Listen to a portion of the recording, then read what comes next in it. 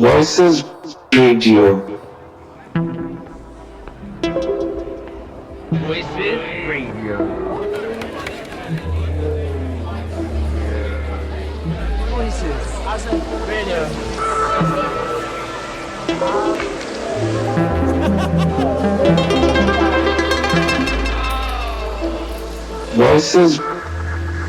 Voices Radio.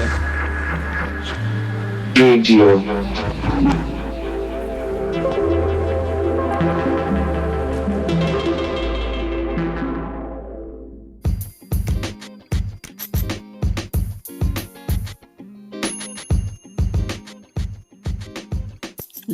Yo, what's happening, boys and girls? Welcome to Breakfast with Sadiq Bello, available on Voices Radio on the first Thursday of every month between 9 and 11 a.m., where I will not only be playing some absolute bangers, no mash, but to wake you up from your morning slumber.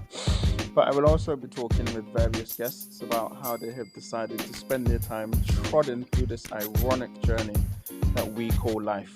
So let me start by introducing myself. Of course, I am the one, the only Sadiq Bello. Well, actually, that's a bit of a lie. If you look back through the history of the African diaspora up until now, I'm sure there has been many Sadiq Bellos before me and probably many to come after me.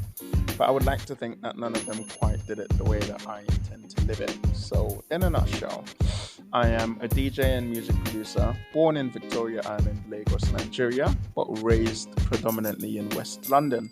Starting out as a house DJ, I later expanded into open format, blending a myriad of genres and learning how to scratch and use effects. This would later help me develop my own style. But for now, as I have said, tune in as I wake you up from your morning slumber and get you out of bed and prepared for another beautiful day ahead. Now, for those of you who are listening or streaming back from Spotify or Apple Podcasts or any other medium, then feel free to like, subscribe, and follow me for more info at Sadiq Bello. That's at SADIQB3LLO. The 3 is there just because I want it to be a bit quirky. Once again, that's SADIQB3LLO. Okay, so let's get into it. Okay, welcome, boys and girls. Welcome again to Everyday People. My name is Sadiq Bello, as you know, the jingle said. And typically, I like to introduce people or speak to and interview people that I like to get to know a little bit better, in the hopes that you guys can get to know them as well. And so today, I am here with an artist who I came across actually on a radio station. And I loved her energy. I loved everything about her. And recently we just celebrated the launch of her own podcast, where I got to meet some of her friends and family. And so if you would like to say hello to RUA. RUA, how are you doing? You okay? Sadiq, I'm so sorry. It cut out there. I didn't know what you wanted.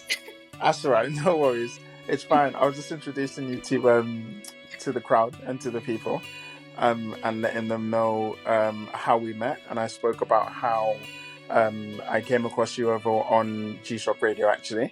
And then recently we were celebrating your birthday and your own podcast launch. And I thought I'd wanted to get to know you a bit better. And I thought the people listening should get to know you too. Oh, thank you so much. Thank you so much for having me. I'm so delighted to be talking to you. Thanks for coming on. Excellent. Very lovely to see you. So, obviously, the first place I'm going to start is, in your own words, could you talk about who is RUA? Like, what do we need to know about you, or what do you want the world to know about you? For the listeners on Voices Radio, who may also be listening through Mixcloud. Well, hello everybody. It is very nice to meet you. My name is RUA. I am, if you cannot already tell, I'm from Ireland originally, but I now am based in London, East London forever. And I'm an artist, I'm a DJ, I am a radio host like Sadiq, right here on Voices actually. I'm on Voices at night and also G-Shock Radio. I quite creative. I do lots of different things. I've just started a podcast called This Is Disruption, which is what Sadiq was helping me to launch last week. So thank you so much for that. It was so fun. And yeah, I also, in my spare time, am a corporate girly. I have a full-time corporate job as well when I'm not doing those other things. So yeah, that's a little bit about me. Right, excellent. That's great. So the first question, obviously, that I'm going to ask you is, I'm assuming before you got into the music and the radio side of things, you were into art? Like as Yes. a first, yeah? Okay. Yeah. And how did you get into that? Is that something that you've done from like childhood? Was it like you were painting first, or you I don't know, drew stickmen and all of a sudden you decided, oh, I'm really good at this, I'm actually going to carry on doing this? Thanks for asking. So I love art and I love drawing and creating, and I always have. So you've nailed it from the beginning. Ever since I was a really little kid, I was always drawing, painting, and coming up, just always coming up with different things, and loved giving those pictures to people. I always would draw pictures and then give them to family. And I would sign them with did by, because it was before I even knew how to read or write, really. I could only spell very short, very small words. But I would do a picture for somebody, then sign it with did by, and my name, so that they would know it was from me to them. It was a gift. And yeah, I always loved drawing and painting and loved art and kind of creativity in general. But I never thought I would be a street artist. It wasn't really something that I considered doing. And then when I moved to London, I moved to Brick Lane, which is just an incredible part of the world. It's an incredible part of London. So I moved right there, and I was so inspired every single day because the walls change every day. And I would see these incredible artists, and it all came about with me actually starting myself and getting brave enough to start myself. I met Wordsmith, who's a really incredible LA-based artist. I bumped into him really early one morning on like a Saturday morning and spoke to him, and he was so kind and so lovely. And I said to him, I want to do what you're doing. And he was like, so go and do it, which is the same advice as I always give everybody, taste of my own medicine. And I did. I bought some spray paint, and that was it. From then, I was just hooked. I loved it. So I started painting the streets myself. I was doing graffiti first, and then I moved on to stenciling and kind of made it a bit more refined and was practicing spraying. And then I ended up doing paste up art, which is where you pre-prepare your art and then you stick it to walls. So I started to do that, and then from there I got into stickering. So that was one thing, and now I kind of do a combination of all of those. So I love it. It's so much fun. Okay. Now, the thing that's very interesting about that story is that, so similarly to me, I've always thought about, getting into street art, and like you see graffiti artists and you see things on the wall, and I'm like, oh, that's really great. I wish I could meet the person who did that, or I wish I could do that myself, and so forth. And so the first question I guess I would ask is, even like the first time that you went out and you thought, okay, cool, I'm going to get some spray cans and I'm actually going to do it, I can imagine it's quite terrifying to, like, do you feel like, oh, what if someone stops me halfway? Did you have like a backup plan, like I'm going to run away and leave my spray paints? Or like, how do you, like the first picture you did you feel like the whole time, did you feel, okay, what if I get caught doing this? Is there a backup plan? So great question. And anybody that wants to start, I highly encourage that they do.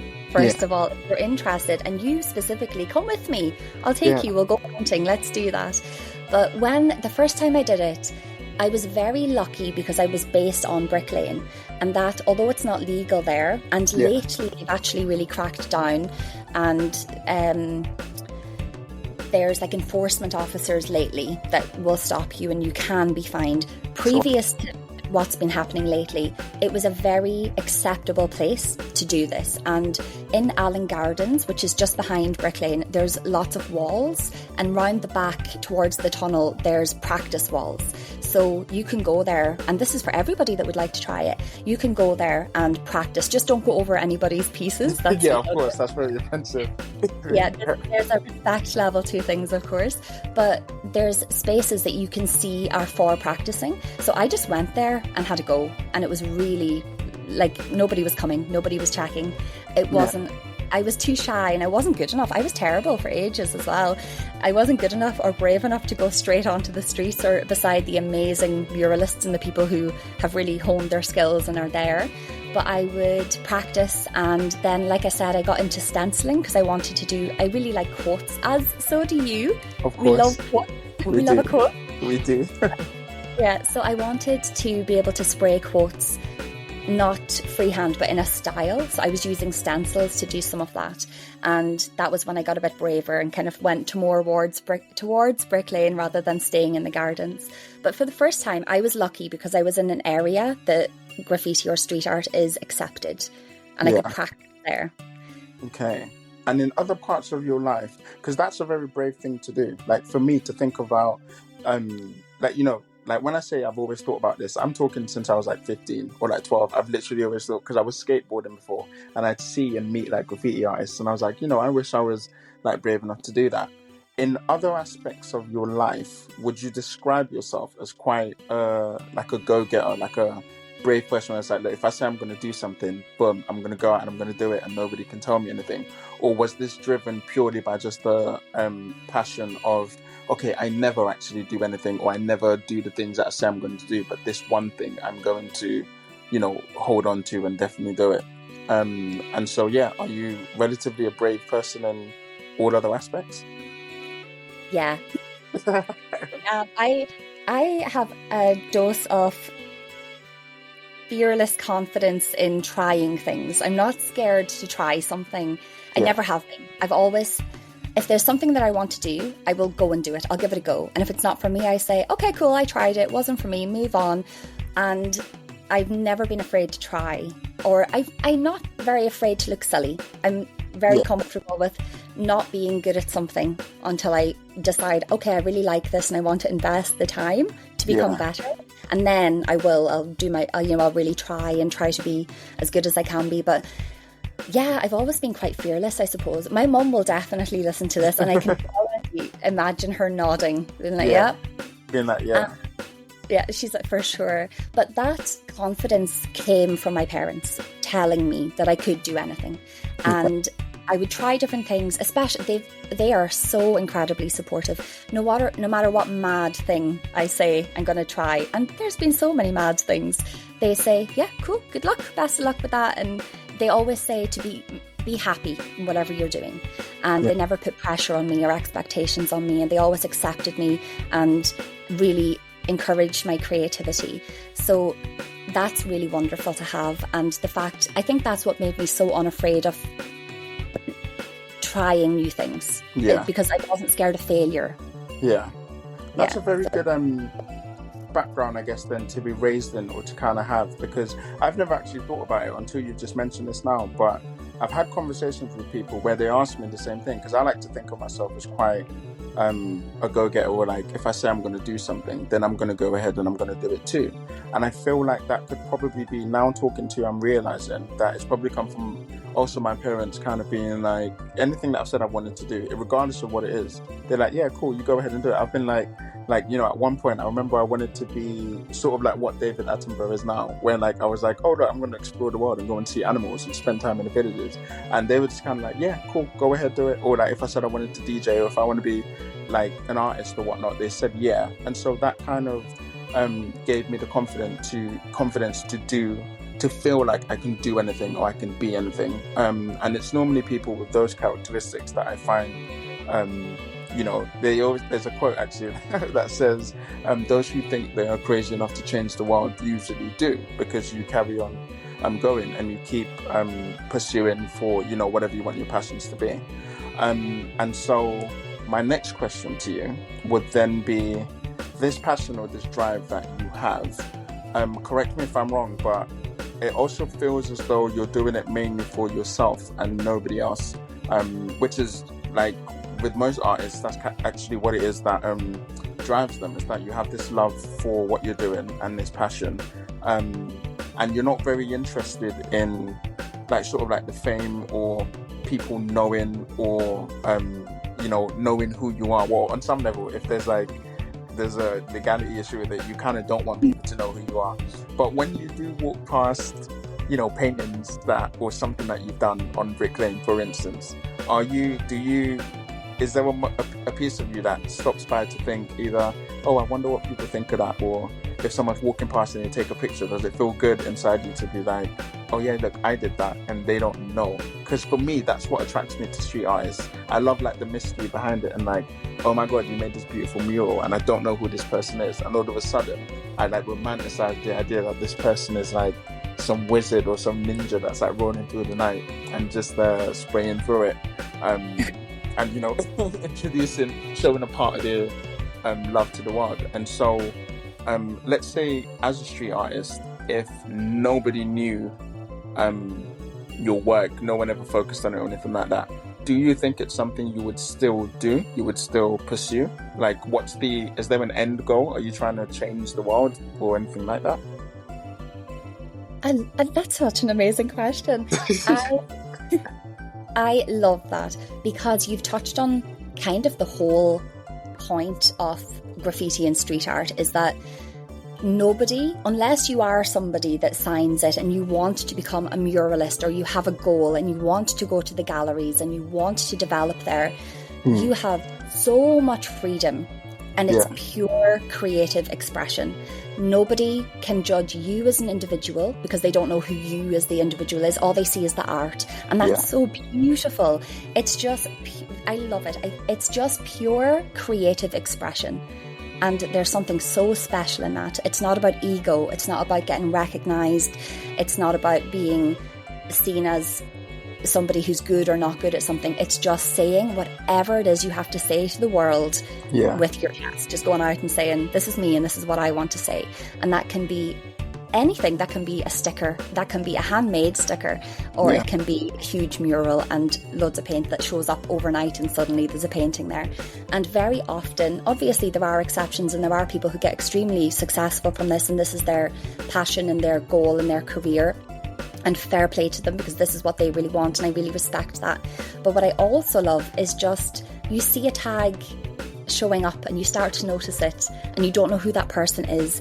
And the thing I really love about street art is I have friends that I don't know their real name. They've got some mad name, and I only know them by that. And I don't know anything about their background. I don't know what age they are. I don't know their gender. I don't know anything about them other than I like their art. We've somehow formed a connection and a friendship, and that's what matters. And we connect and we have a conversation, and they're a good person and I like them. And sometimes, of course, those friendships go on and they become real friendships, real life friendships, and you meet them. But sometimes you just connect over art, and that's it. And I think that's really lovely. And is there is there like an unspoken rule where it's kind of like socially, is it rude to like sort of ask an artist what their real name is, or try to learn about their background, just because like I'm looking at it kind of like how at work nobody asks each other, oh, how much you get paid, because it's like a thing. So if like I say to you, I don't know any street artists, but if I say like I am Ziggizo or whatever, like, and then you say to me, oh, but what's your actual real name? Is that rude in the street art world? I think you've just created your first name. If people start seeing that name showing up all over London, you know who it is now. Now you know who it is,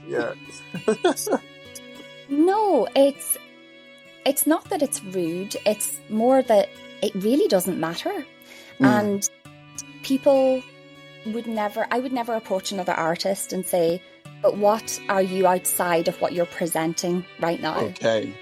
It's important that I respect whatever it is that they're putting out there, and that's what we form the connection of.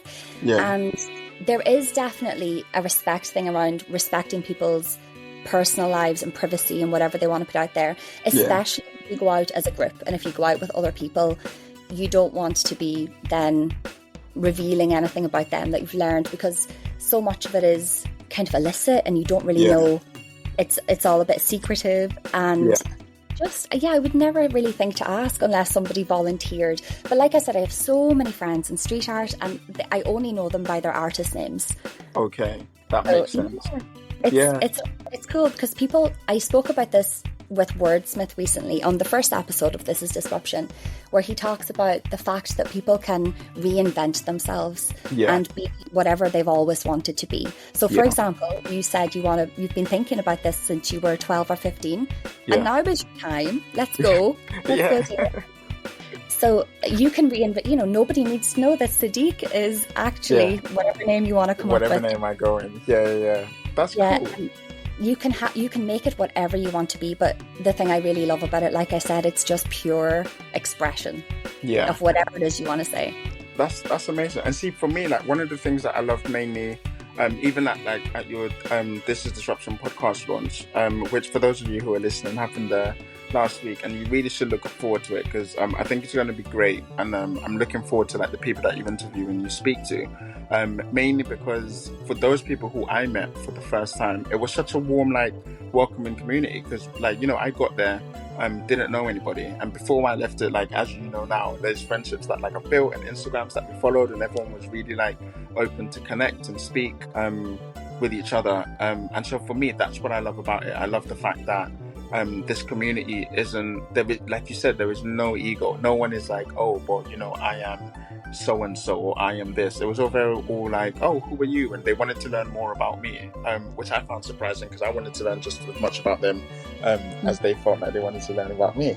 And so that's cool. What I'm going to do now is we're going to take a little break. We're going to play some music. And then we're going to come back, and I'm going to want to dive into a little bit more about how you got into the music side of things, and what sort of inspired you to jump on radio, and even start your own podcast. Is that okay? Yeah, absolutely. Let's do it. Excellent. All right, guys, we'll be back shortly. Going to play some music for you, and then we'll come back.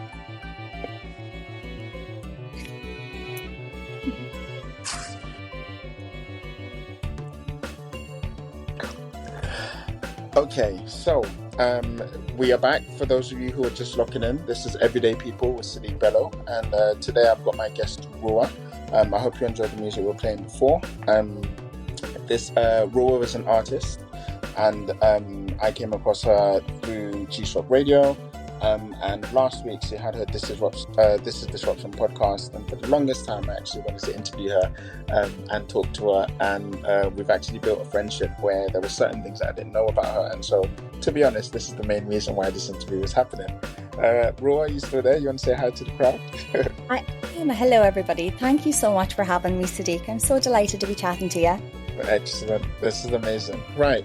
So for the next segment now, I actually want to get into the music side of things, because that's where, even though art was my first love before music, as I'm sure it is yours, that's where we actually sort of connected when I listened to, the first time I listened to a radio show. I'm not sure if it was actually your first radio show, but I listened to a radio show on G-Shock Radio where you were interviewing an artist.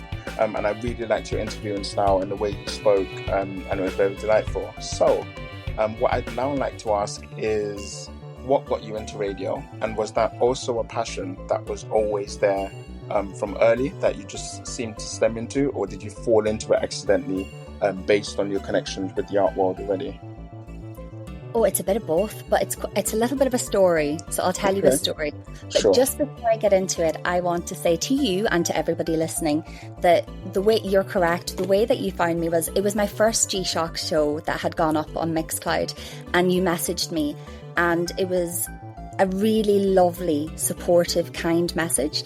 And when you talk about how lovely everybody in the street art community is, that's so true. Everybody in street art is so supportive. If you see somebody new come along, it's very common to welcome them and to say, that was really good and well done and can't wait to see more from you. And it's a really, really normal thing. And amongst my friends anyway, and when I see somebody new coming up, I'll message them and be like, keep going, this is great, love what you're doing. And it's just a super supportive place. And then you did that for me, and you really welcomed me into music. And it was so lovely. It was the first message I ever got, apart from my friends and family who were obliged to be nice. It was the first message from a stranger that you messaged me and was like, hey, I listened to your show and that was really good and keep going. And it meant so much. It was so lovely. It was I'm glad you felt proper. Yeah. It was so kind, and you didn't need to reach out to somebody doing their first show, which was not good, by the way. Like, I had no idea what I was doing, but I really appreciated it, and it was so kind, and that gave me such a boost, and it gave me. Yeah, and it was so before you carry on, what I'll do, it was a lovely show. Like, I think, see, in your mind, because it was your first one, you think to yourself, like, oh yeah, it wasn't that good, and like maybe I could have done this better. And I feel like the same thing happens with DJs, where we always feel we never know how good we did, because we know what's coming or what we planned or what we tried to do. Whereas for the crowd who were listening, it all sounds very like seamless and effortless, and it just goes and whatnot. And the proof is in the pudding, like you said. I didn't actually need to message, but I just remember driving, because at the time I was living like far up northwest, so it was a long drive. It was like it was actually a drive that I did after producing on Voices Radio, and it was like an hour, and I listened to the whole thing, and I was like, oh my god, this is so soothing. Not only the music you played, but the questions you asked, the sound of your voice, everything. I was like, this is an amazing show. I actually need to reach out and send a message. So yeah, kudos to you. But yeah, tell us a little bit about that. Like, how did that come about? How did you do your first show? And yeah, what made you think, well, I'm going to try and, I'm going to do this? Sure. Well, thank you again for welcoming me. I appreciate it. But let me tell you how it all started and how I ended up there on the radio. Yeah. So I have always loved music. I think most people do. I think most people love music, but I really love it. And I've always loved dance music. Even when I was growing up, and a lot of my friends weren't into dance music and they might have been more into indie or rock or whatever, I firmly was a massive fan of dance music, like electronic dance music. And I passionately loved it. And there was this radio show where I grew up back in Ireland on a radio station called Highland Radio, and every Friday and Saturday night they had a show called the Power Hour, if you say it with a strong accent. And I religiously tuned into this since I was from the age of about 11, and I would, obviously we don't do this now, but back then I had a cassette tape and I would record my favourite songs, and every song would have the DJ coming in at the end being like, that was that song, and I'd be like, no, trying to stop it. And I guess technically making my first mixtapes, obviously pay for music now, support your art. I do. Be for it all the way. But back then, I was probably 11, 12 and so on, and I really loved music. And then MP3 players came along and I was obsessed, and I just really, really loved music. But I never really considered DJing myself. It hadn't really been something I'd ever thought about doing. And then I had an experience seeing, I'll tell you just a minute to drink. That's all right, go ahead. Sorry, I just had to take a drink. But then I had an experience where I went to see Fred again in his Ali Pali shows. And this was I'd seen him most of the nights. I missed one night because I had to go to a wedding up north in England. But I'd gone to see Fred again, and I'd been super lucky to get the tickets for a couple of nights during the week. And then there was just an amazing number of little magic synchronicities that happened that made me end up at the Saturday night show. And it was the last one. So it was like a special show. The very last one, he was just doing like DJing with loads of friends, and it was just an amazing show. It wasn't as planned as the other ones. And because I'd been at the other ones and I'd been up the front with my friends, and it was so hot. If anybody was at the Fred again Ali Pali shows, know what I'm talking about. They were just spraying us with water because it was so hot in there. Wow.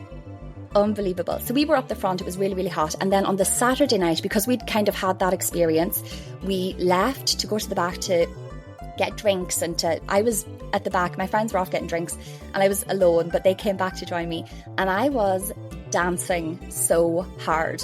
I was trying to shuffle. Can you shuffle? Yeah, I can actually. Yeah. I can. Yeah. I cannot. You can shuffle though, like you look like a person that can shuffle. I was giving it socks, and I cannot shuffle. It was not impressive, but I didn't care, whatever. I was having fun. I was trying to shuffle, let me correct myself. Anyway, I was at the back shuffling my little heart out, and what I always say, this little goddess emerged from the crowd and looked me up and down, gave me a nod, and then walked over to me and took my wrist and put a wristband on it. Yeah. And I didn't ask any questions because I know better. I just let her. And then I pointed at my two friends and she put a wristband on each of them. And only when we all had wristbands that couldn't be taken away, I said, "What is this for?" And she held up a finger and then did a "come with me" motion. And we followed her through the crowd. No idea where we were going, but I don't say no to very... Yeah, of course. I mean, that's life. You just ride the wave. Exactly. I don't say no to strangers coming up and leading me somewhere with a wristband. So I was obviously like, oh, really intrigued. Where are we going? And what she did was she led us through the barrier up onto the stage behind Fred again, watching him DJ out at 10,000 people. I think that's the capacity of Ali Pali. That's mad. Yeah, it was one of the most incredible experiences of my life. And I've seen him, I think that was my 6th or 7th time seeing him. I'd seen him loads of times. I've been a huge fan for as long as I've known about his music. Quite early on when he first kind of was blowing up, I was crazy about his music and I loved him and like was all about this really amazing, beautiful music that he was making. So we got led up onto the stage. We were behind him watching him DJ. And there was loads of, like, all his pals were there, and Joy Anonymous was there, and Rami was there, and there was celebrities there, and I was like, this is mad. But I was so, and Mike Skinner came on, he was jumping about. That's mad. Mike Skinner's a full-on legend, by the way. But yeah.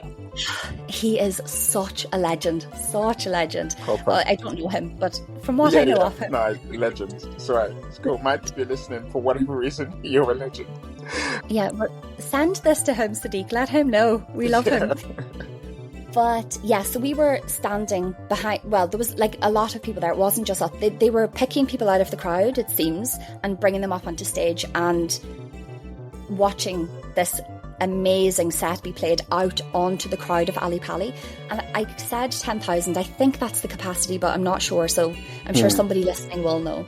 But anyway, at one point, and I have the video, which I'm so grateful for, because I show it to people, I'm like, this is it. This is the moment. So he did this incredible drop and the lasers went off and the crowd went wild. And I just had this absolute gut punch to the stomach where I felt, and I had goosebumps, and I just felt, I want to do that. Yeah. I want to make people dance like that. And I want people to feel the way that I feel right now. And it was genuinely like a lightning bolt strike. That's what it felt like. Just this realization, I want to do this. Even that was it. Yeah, even like listening to you say that, like you say you had goosebumps at the moment, like listening to you describe that gave me goosebumps because it seems very euphoric. You kind of like everything in your life just like breaks away and you're like, oh my God, this is it. This is what I want to do, or this is what I was meant to do, or this is what I was born to do. And the thing is, there is nothing that comes close to that, especially for me. Like, I like to chime in on this because I feel very passionate about this topic because, as you know, I really love music. Like, there is nothing in the world that I find gives me, and I don't think it gives many other people that feeling aside from music. And for me, it's that there's a moment in DJing that when you're playing like a first song, I've even put this on my Instagram, it's on one of the posts, and I say there's a moment where you're playing the first song and you're just about to mix the second song in, and then when you realize what that second song is and like the melody or the bass line overpowers the hook that you're listening to before, and then you feel that like, that moment, I swear to you, that's the only thing I live for. That's the only thing I care about. And I feel like a lot of people all across the world, whatever it is that you do, whether you're an architect or a chef or a doctor, or you got a baby, or you got married, or you have a degree, or whatever it is that you decide to do with your life, it has that moment. It has that moment that makes people feel that way. And I think that's what persuades people to chase something. And my theory is that the people who are doing things to get that feeling, and no matter how many accolades or Grammys they win, or how much money they win, or success they win, and they feel, and they don't have that, they don't feel satisfied, and they feel to themselves, why? But I have all of the accolades, and I have the degree, and I have the money, and I have the, the fast car and the big house and so forth. I think the reason why they might not feel fulfilled is because of that particular feeling. I don't know what the word for it is, but that particular feeling is missing. And I feel like that's what you experienced when you were sitting there and watching Fred again drop that track, and the reaction of the whole crowd. it's almost because it's energy. It's almost it feels like what I imagine divine intervention probably feels like when people go to like to a church or a mosque or a Buddhist or temple or whatever it is, and they fall in love with. And so I can totally understand why feeling that would make you feel like this is what I want to do for the rest of my life, because it's giving me that feeling, and so forth. So I'm happy to hear that you sort of took that and thought, okay, well, this is what I want to do, and I'm going to jump. And now you have a radio show. Do you still play on G-Shock as well, by the way? Are you doing both G-Shock and voices? I am, and I'll tell you how I ended up on G-Shock actually, because that's connected to this. So sure, you're totally right, by the way, Sadiq. It was like it felt like divine intervention. It just felt like every single little bit of the butterfly effect that led me to that exact moment. Like I said, I don't really record at gigs. I record a couple of seconds and then I'll put my phone away and I will take a little bit of content, but I won't be there with my phone out the whole time. So the fact that I was recording this one particular moment, I can look back on it and and I still feel it. I still feel that like, oof, this is it. And it did feel divine intervention. So the way that I ended up on G-Shock, I had that experience, and one of my fellow street artists, shout out Social Sniper, absolutely wonderful guy. I knew that he was doing something on G-Shock, and he knows Nav, who runs G-Shock. And I'd reached out to Social Sniper because what I'd seen he was doing these things called artivist takeovers on G-Shock Radio. And it would be him bringing in artists for a day, and they'd do an hour-long set, and from what I could tell, you didn't actually really need to be able to DJ, but you could give it a go and he could help you, and it wasn't, a big scary thing. So I reached out to Social Sniper and said, hey, I would love to do the next artivist takeover that you do. If you're doing another one, let me know. I'd love to be involved, if that's how it works, if it's okay to ask, etc. And Social Sniper, being as lovely as he is, he responded and said, like, well done. And he didn't actually do that show anymore. He was focusing more on art at the time, and he wasn't doing it, but he said he would put me in touch with Nav, who runs the station. So I said, cool, got Nav's number, got in touch with him, had a chat with him, and he was asking kind of like, what kind of music do I play, what did I like doing, and what was I interested, why did I want to do it, and what would I bring to a show. It was just kind of like general questions about what I wanted to do. And I told him, I haven't done this before, but I'd like to give it a go and try it, and maybe it feels like it's something I should try. So I went down to G-Shock then and met Nav, and we had a great chat, told him some of the ideas I had. And one of the things I really love doing is the same as you, hearing people's stories, talking to them, finding out what it is that makes them happy, what do they like doing, what's their passion. Obviously, I'm very passionate about creativity and the power of creativity, especially the power of creativity when you don't have permission for it and you're anyway.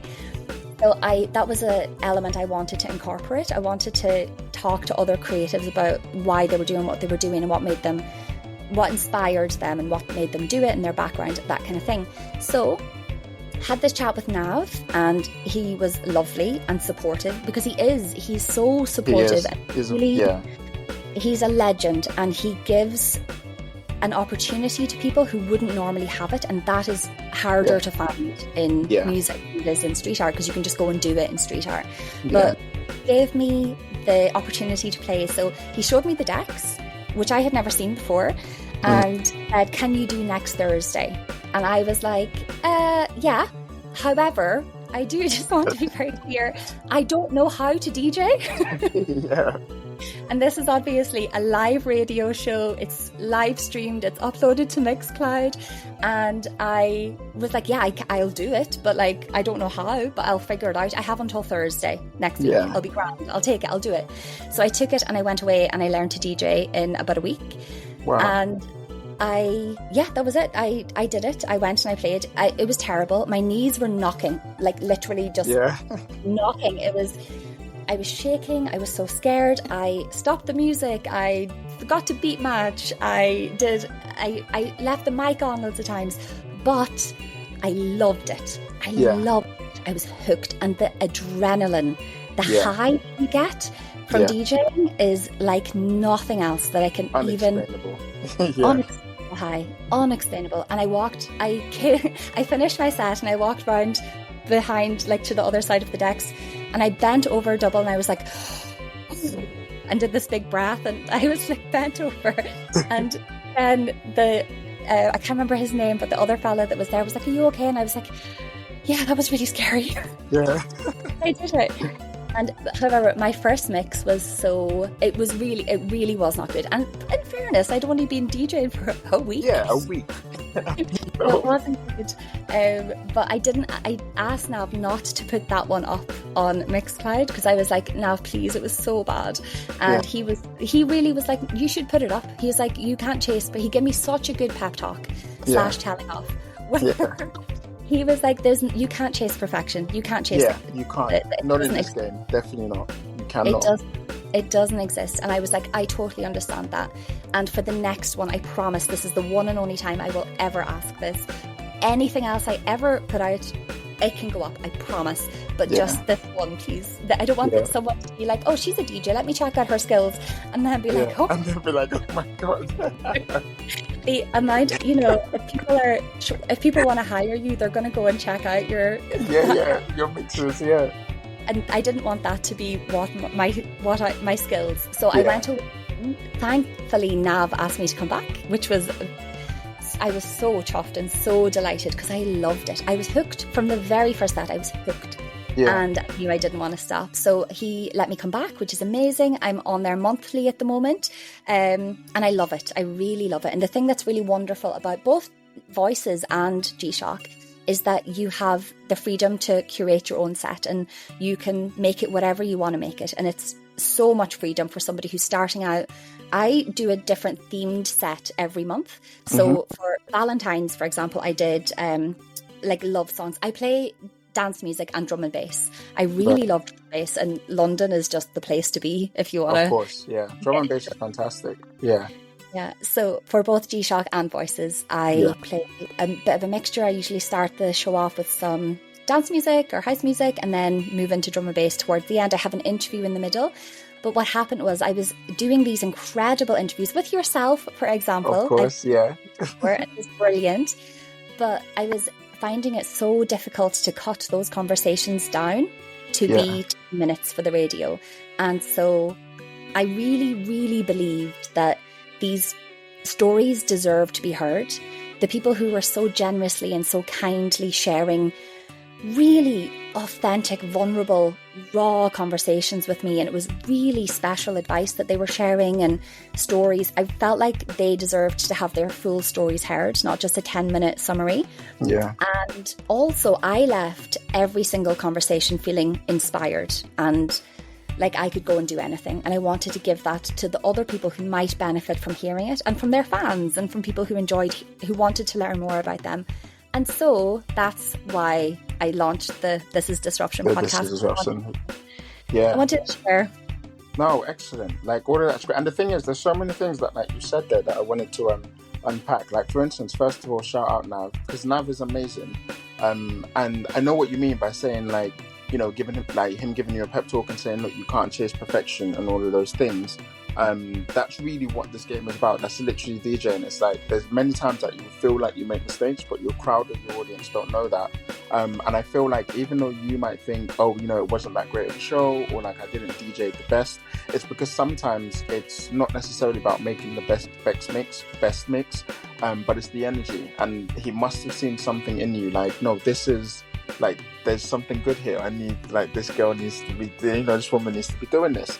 And that's how I felt. It's like listening to your show, I was very much like, there's an energy here just about, like, it's very soothing. It's really, even this interview we're having now, like, it's very soothing hearing you talk because of the way that you tell stories and the way you break it down. It's like you paint an image where, like, I feel like I was there and I shared that moment with you and I got the goosebumps too, and whatnot. And so even when you feel that it's not going as great as you want it to be, or like the crowd isn't dancing, or like the people who are listening might not enjoy this or whatnot, I mean, my only advice would be like, yeah, just carry on, because whatever it is that you're doing, I mean, you're doing it very well. This is how you've ended up here and how we've ended up even on this podcast and talking.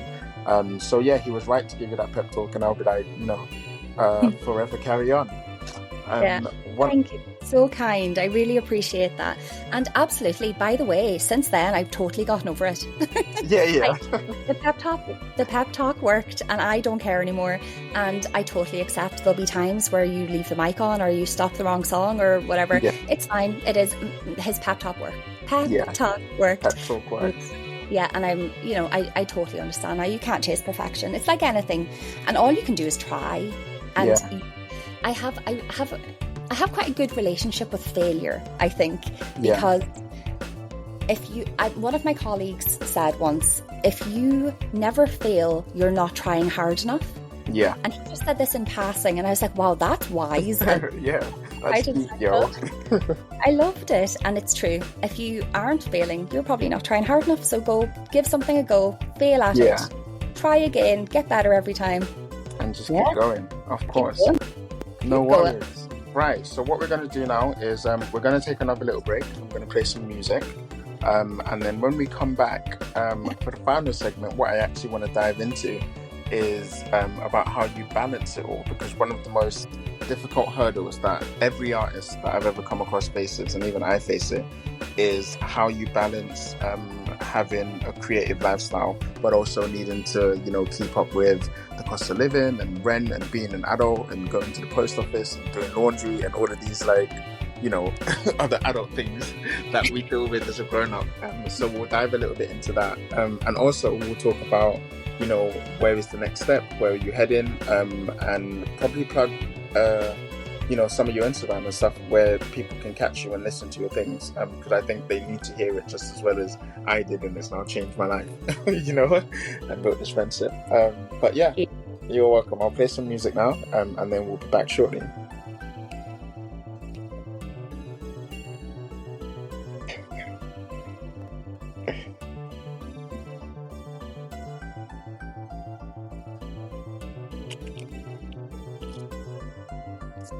Excellent.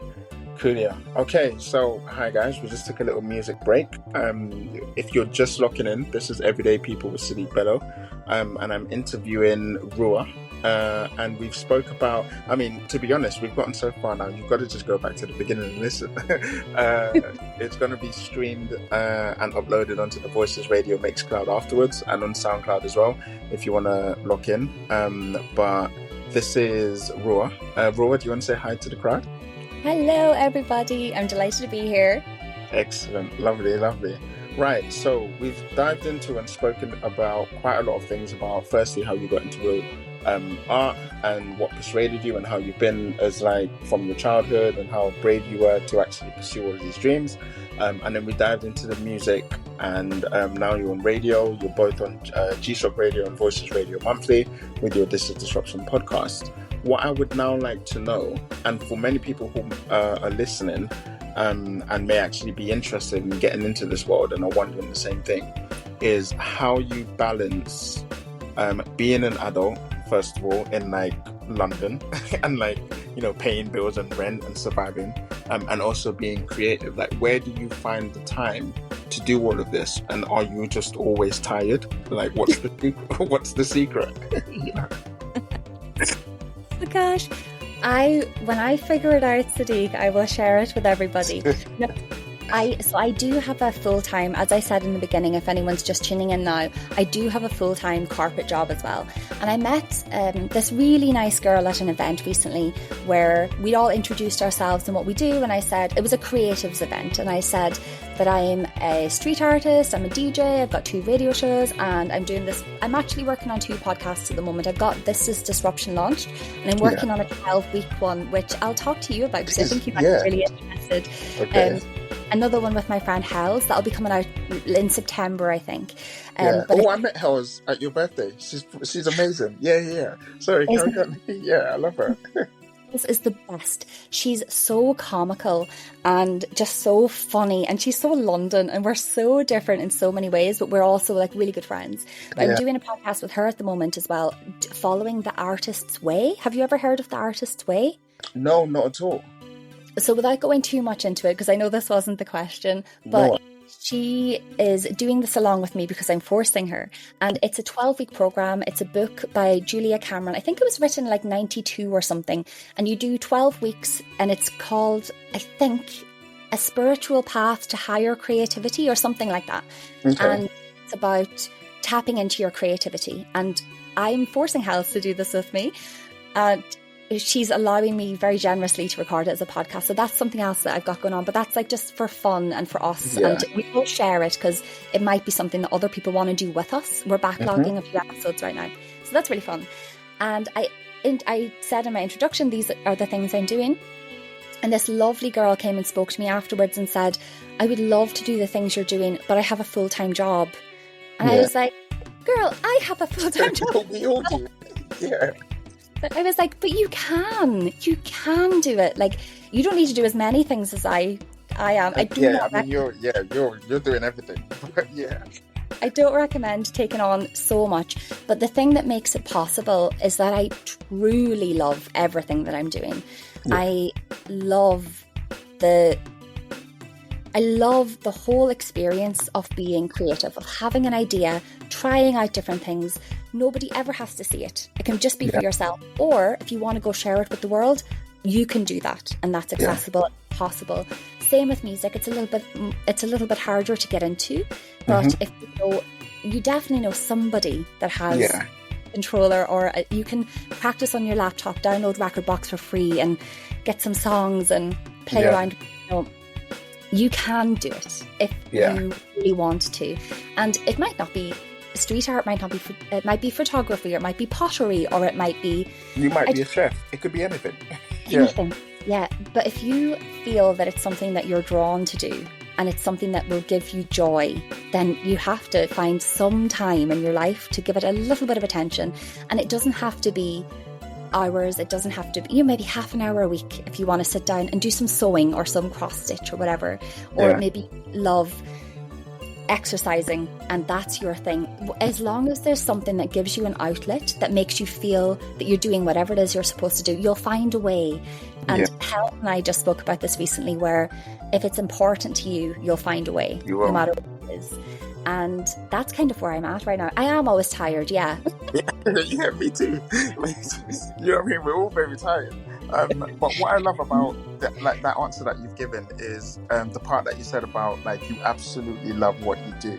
And I feel the same. And I feel like you have to love it. Like, the only way, because I'm always tired too. And someone did ask me the same very question like a couple of days ago. And to be honest, a few people have asked me. And I was like, yeah, you just do it tired. But when I say I do it tired, to me, it's almost like when you get home and you cook, or you order takeout, or you do the laundry, or whatever it is, and regardless of the fact that you're tired, you do it because it's a necessity. Like, you need clean clothes, you need food to survive, you need all of these things. And so that's how I look at my art or my music. And being on radio and recording podcasts and all of these things, I almost do it as a survival instinct, because it actually makes me enjoy my work a lot more. Because in my mind, I'm like, I look forward to working. In fact, I enjoy my work a lot more, because I'm like, okay, if this is what I have to do so that I can do this other thing, then I'm willing to do this to the best of my ability, because this other thing that I'm doing is actually feeding me.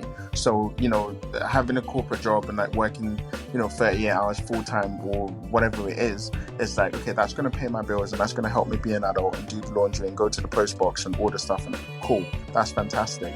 But if I have to do this so that I can do this other thing where I get to meet wonderful people and share my experiences with the world and play music and, and be literally who I am or who I was as a child and tapping back into my childhood, then I'm willing to do that. But absolutely, I think some people may find it hard to do because it's not the thing that they really want to do deep down. But I would absolutely testify to that when you find whatever the thing is, whether it is sewing or going to the gym or going to hikes or whatever it is that you might be doing, you will find that you will make the time if you love it so much, and it will be so rewarding, because the time is going to go anyway. I mean, the time is going to go. It's going now. The time is going to go.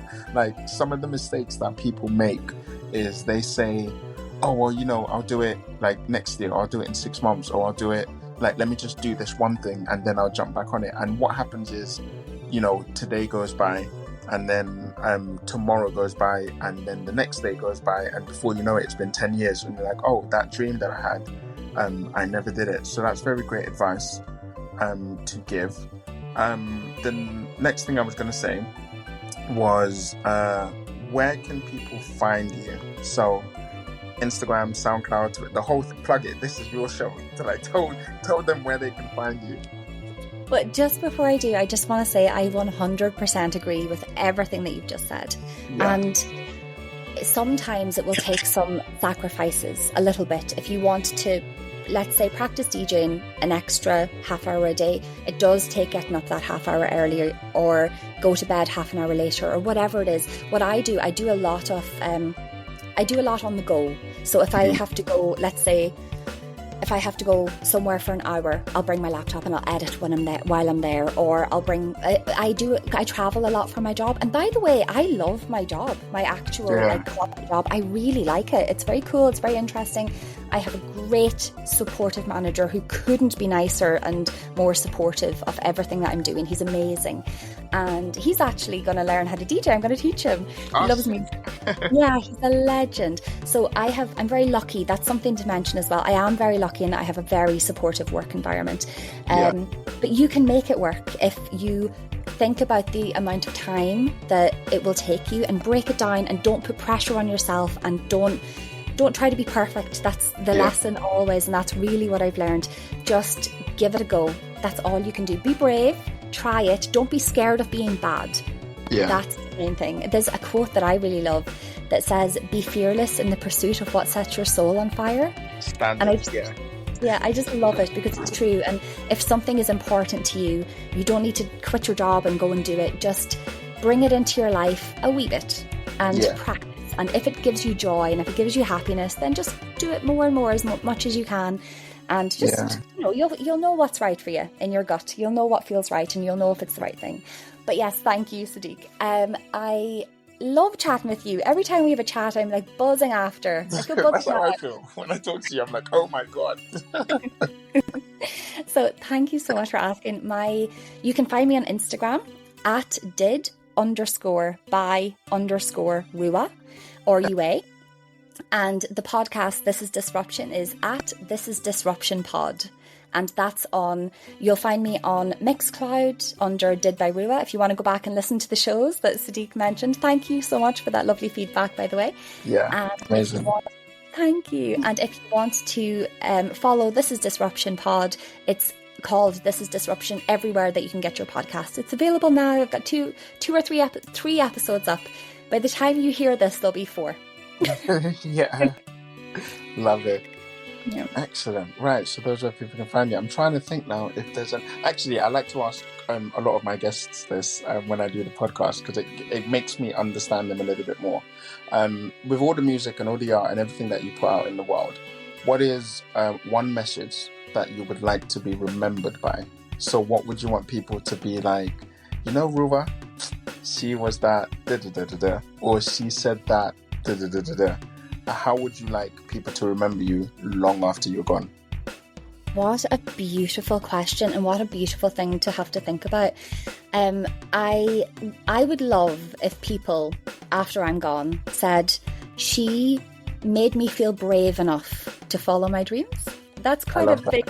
It's quite a big statement. It feels like I feel a bit embarrassed saying it, but I really believe it. I think if I can convince anybody that you can do anything that you put your mind to, don't be scared, be fearless. Be fearless in the pursuit of what sets your soul on fire.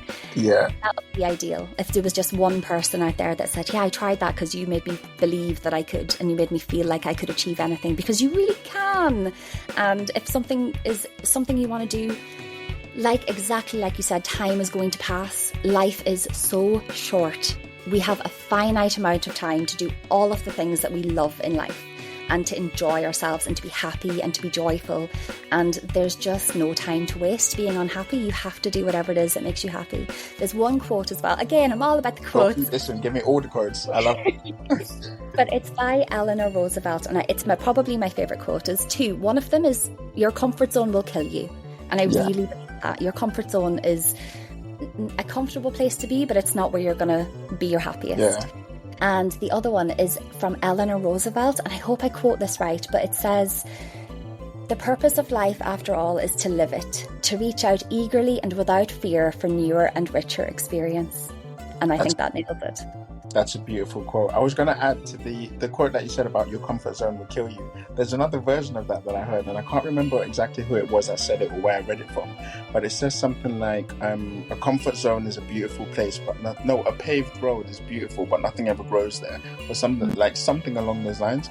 And it made me really think, yeah, it's fine. Like, everything could be straight and perfect and planned, and you know what's coming the next day, but you will never grow, and you'll never, reach your full potential. And then my second greatest quote that I like, which I like to end on, is it says something like, "Climb the highest mountain, but not so that the world can see you, but so that you can see the world." And once I heard that, I was like, yeah, this is it, because that's basically saying to me, like, look, no matter how great you are at what you do, eliminate the thought of vanity, and don't want to be like a great artist so that everybody knows you, but do it so that you can connect with people and learn their own stories. And it's for reasons like that why I actually chose to do podcasts like this. And I'm sure it's similar to you. It's like, I don't actually do these podcasts because I want people to know about me. I want them to know about my guests. And so I would like to thank you for actually giving me the time to interview you and speak to you in this way. And I hope it's been as lovely. I assume it's been as lovely for my guests listening as it has been for me listening to you talk. Oh, thank you so much, Sadiq. I exactly like you. I love hearing and sharing other people's stories. So this is the first time I've ever come on and shared mine. Everything that I've just said, nobody has heard before. So exclusive for you. Thank you for asking, and I hope that everybody enjoyed the show. Thank you for tuning in. Excellent, you're welcome. All right, take care of yourself. We're going to play some music to sign out now. And boys and girls, folks, non-binary, adults, everybody, straight, gay, tall, short, this was Everyday People with Sadiq Bello and RUA.